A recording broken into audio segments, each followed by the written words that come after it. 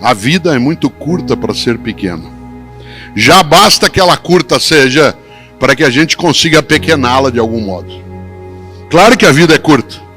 Aliás, nós estamos notando nesses tempos o susto que a gente toma nessa mesma condição. Claro que a vida é curta. Olha que coisa interessante, né? A média de vida hoje é de 75 anos. 75. Há 100 anos era de 42 anos a média de vida. Você diz, como assim? Sim, mas meu avô, minha avó, ou meu bisavô, minha bisavó, viveram até 90 anos de idade. Sim, mas quantos filhos eles perderam? Ah, minha bisavó teve 12 filhos, mas só 6 vingaram, para usar um termo da época, isto é, sobreviveram. A média de vida hoje, a média é de 75 anos. Mas ela já o foi muito menos. Haja vista que algumas pessoas que a gente até imagina como idosas, quando alguma coisa fizeram, eram muito jovens. É só você pensar que em 2022 a gente lembra 200 anos da independência do Brasil. 200 anos feita em 1822. Pois bem, Pedro, que faz a independência no sentido formal e que terá dentro do Império o título de Pedro I, tinha 22 anos de idade quando fez a proclamação da independência. Aliás, ele morreu com 35. Se você imaginar que Pedro I, que para nós é uma pessoa mais vetusta, né, alguém que até na imagética parece mais idosa, ele faleceu com 35 anos. Quando Charles Darwin, hoje inclusive 24 de novembro, é aniversário da primeira publicação da Origem das Espécies feita por Darwin. Charles Darwin, quando saiu no brig da Marinha Britânica a viajar pelo mundo sob o comando de Fitzroy, de Robert Fitzroy, que era quem comandava esse brig, o Darwin, que viajou pelo mundo, veio para a América Latina, passou pelo Brasil. Há várias anotações do Darwin sobre o Brasil que são meio arrepiantes, porque ele notou aqui o processo de escravização existente, o modo em que se tinha o tratamento para outros seres humanos. Há anotações de Darwin sobre isso, e Darwin passou pelo sul da América do Sul, vocês lembram, seguiu pela costa do que hoje é o Chile e chegou, né, nas Ilhas Galápagos, onde ele teve o grande momento do experimento que gerou mais adiante a percepção sobre a teoria da evolução. Pois bem, quando Darwin saiu a viajar no brig da Marinha Britânica para fazer as pesquisas que ele agregou para fazer o livro Origem das Espécies, ele tinha 20 anos de idade. Aliás, Fitzroy, aquele que comandava o navio da Marinha Britânica, tinha 24 anos de idade. Você diz assim, ué, e o que isso significa? Você acha que eu estou atrasada, que eu já devia ser almirante com 25 anos? Claro que não. O que eu estou dizendo é que a nossa noção de tempo, ela fica alterada, né, em relação às percepções. Nós acabamos esquecendo que as pessoas puderam fazer também o melhor que elas tinham numa determinada condição, com uma idade que era muito, né, mais restrita do que apenas aguardar um tempo mais longo para fazê-lo. Ah, um dia eu vou fazer, um dia vai acontecer. Curioso, porque uma das coisas boas dentro disso é que, de fato, a vida é muito curta para ser pequena. 75 anos, quando eu tinha 20 anos de idade, alguém de 40 estava longe. Quando eu fiz 40 anos de idade, alguém de 60 estava longe. Quando eu fiz 60, alguém de 80 está na minha cola. Minha mãe Emília, que eu mencionei antes, a avó de alguns e algumas que aqui estão, vai fazer 93 anos de idade. Mas quando ela estava com 90 anos, um dia, eu com ela falava, e ela falou, filho, sabe o que me falou hoje uma velhinha lá na igreja? Eu disse, mãe, defina a velhinha. Ela falou, ela deve ter uns 91, 92. Claro, a vida é curta para ser pequena, mas ela se apequena ainda mais se a gente tem uma vida banal, fútil, morna, superficial. Eu faço o que eu posso. Nós estamos vivenciando um momento muito difícil, um momento de agonia na nossa existência coletiva, a humanidade se depara, né, com um tempo extremamente impactante. Afinal, nós acabamos tropeçando no ano de 2020 numa coisa que não imaginávamos, que era uma ameaça à nossa capacidade. Isto é, a nossa arrogância em larga escala, quando imaginávamos ser absolutamente superiores em relação a outros seres dentro do planeta. Nós, humanas e humanos, nos colocamos em várias circunstâncias como capazes de dominar sem nenhum risco, e assim não é. Nós não temos isso como sendo algo absolutamente aparecendo no nosso dia a dia como impossível. Ao contrário, um ser, um vírus, que aliás nem é considerado pela ciência ser vivo. O vírus não é considerado até o momento em ciência como um ser vivo. Esse ser interrompeu nossa vida, nossos negócios, nossos projetos, nossos caminhos e vitimou milhões de pessoas. Evidentemente que há dois modos de lidar com a situação.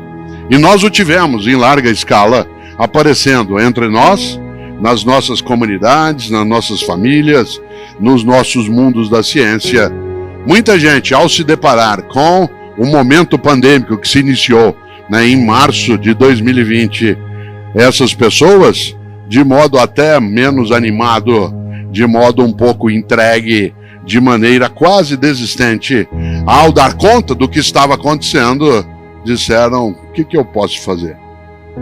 E essa expressão, o que é que eu posso fazer, ela quase sempre, com reticências, com 3 pontinhos, sugere um desalento, uma desistência, uma conformidade. No entanto, outros homens e mulheres pelo planeta afora, entre nós inclusive, decidiram que ao final dessa expressão, o que é que eu posso fazer, no lugar de colocar em reticências ou 3 pontinhos, decidiram colocar um ponto de interrogação. E ao colocá-lo, a frase se torna um compromisso, uma decisão, uma escolha de procurar o melhor, em vez de reduzir a condição. E aí a frase, ela ganha o ar mais expressivo de aparecer como: o que é que eu posso fazer? O que é que eu posso fazer? Isto é, uma pergunta que, não sendo retórica, não sendo uma pergunta só formal para ser feita, ela, ao ter o ponto de interrogação, ela indicou algo que hoje nos auxilia imensamente, que é o fato de podermos, numa noite como hoje, aqui estarmos, todas e todos que aqui nos encontramos, com um nível de proteção maior, sem escala em relação ao que se teve, por exemplo, há 20 meses. Evidentemente, nenhum e nenhuma de nós está já seguro, ninguém o está. A ciência não tem nenhum tipo, né, de infalibilidade, mas ela, sendo menos falível do que eu, do que como você, nos sugere trilhas, permite que o nosso grande sertão tenha várias veredas e que a gente encontre, né, nossas trajetórias novamente, desde que um grupo de homens e mulheres em várias áreas, no campo da pesquisa, no campo da saúde, no campo, evidentemente, do abastecimento, do transporte, da segurança pública, pessoas que não cessaram a sua atividade. E uma parte delas, mais ainda aquelas que se dedicam aos estudos e trabalhos no campo da saúde, nós todas e todos vimos por várias vezes essas pessoas chegarem à exaustão, mas não desistirem. Serem capazes de fazer o melhor na condição que elas tinham, para que não houvesse ali a falência da vida, não houvesse ali a cessação da esperança. Pessoas que conseguiram cumprir com muita energia uma percepção trazida um dia por um educador nascido em Minas Gerais, mas que fez toda a sua carreira acadêmica na Universidade de Campinas, que é Rubem Alves. Rubem Alves, um grande educador que faleceu em 2014. Rubem Alves, uma pessoa que foi capaz de produzir muito na área, né, da educação escolar, que é uma das áreas em que eu tenho atividade. Um mineiro, nascido numa cidade com um nome estupendo para aquilo que ele pensava, que é a cidade de Boa Esperança. Já imaginou você nascer numa cidade chamada Boa Esperança, próximo à Serra da Boa Esperança, que marca uma das músicas também muito famosas dentro do nosso país. E Rubem Alves, ele num determinado momento disse algo que ajuda você e a mim a pensar esses tempos. Ele disse que há uma distinção entre otimismo e esperança. Há uma distinção, há uma diferença entre otimismo e esperança. E ele dá essa distinção de uma maneira que a gente percebe sem tanta dificuldade. Ele diz: otimismo é quando, sendo primavera do lado de fora da gente, tendo flor do lado de fora da gente, sendo importante o que existe do lado de fora da gente, também tem primavera do lado de dentro da gente. Você e eu, no momento otimista, é quando tudo certo do lado de fora, está tudo certo do lado de dentro. No entanto, disse Rubem Alves, esperança é quando, não sendo primavera do lado de fora, não havendo flor do lado de fora, tem de nascer flor do lado de dentro. Isto é, quando há, do lado de fora, a incapacidade de florescer a vida, nesse momento, dentro da gente, é preciso que isso aconteça.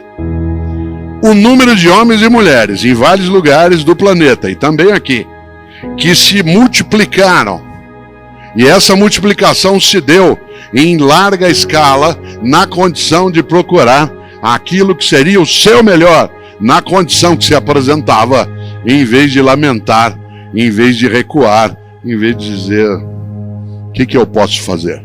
Uma das coisas boas é que nós somos sim, humanos e humanos capazes de recriar, de refazer, de reinventar.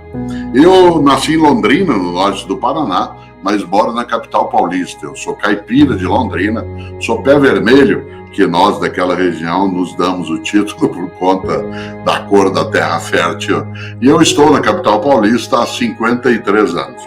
Mas eu nunca me esqueço que num dia como hoje, por exemplo, a semana se iniciando, eu tinha prova no período da manhã na escola, estava indo, quando saí de Londrina, no metade daquilo que era o ginásio, e hoje seria o Fundamental 1, e eu tinha que ter estudado sábado e domingo o dia todo, porque tinha prova logo cedo, na segunda-feira, eu saía de casa. E enquanto eu caminhava perto da escola, eu ficava imaginando por que eu não nasci sabendo.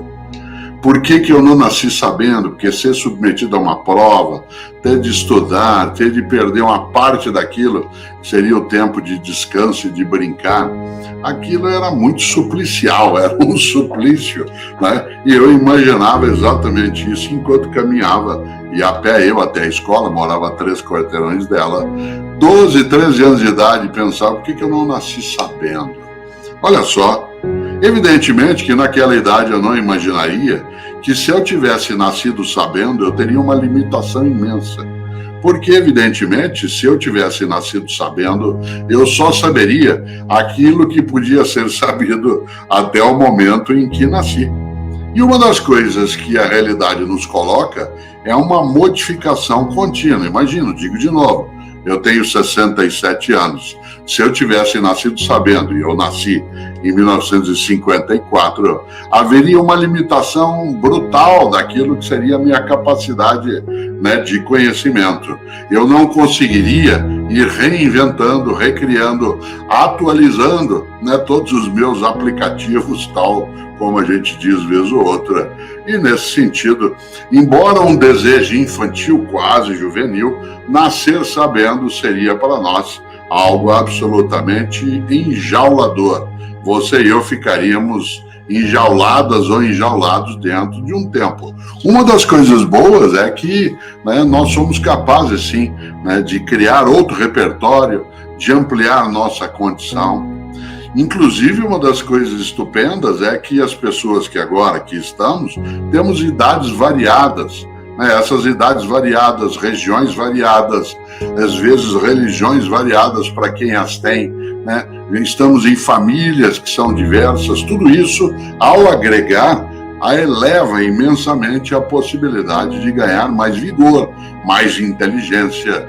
Se nós fôssemos todas e todos muito assemelhados, né, nós ficaríamos repetitivos naquilo que seriam as nossas condições e alternativas. Isso é algo, né, que ajuda demais.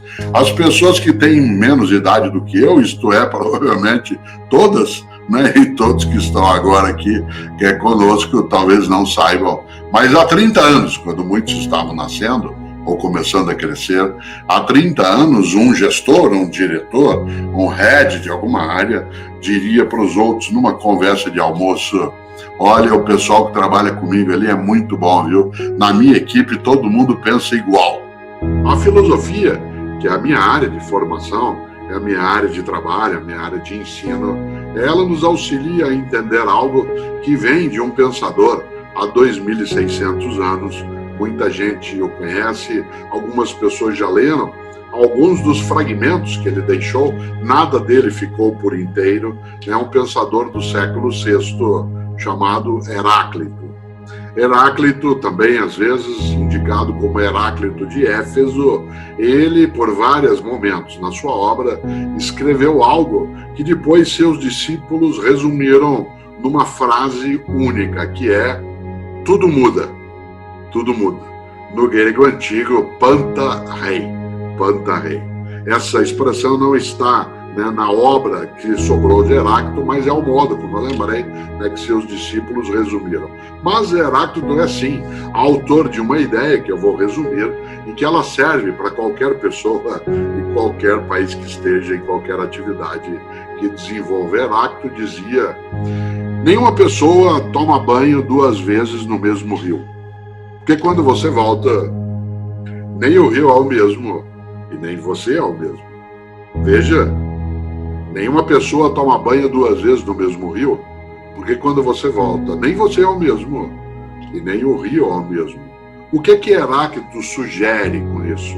Que a vida é um fluxo contínuo. Esse fluxo contínuo significa que sim, nós temos mudanças velozes, mas não é tudo que é mudado.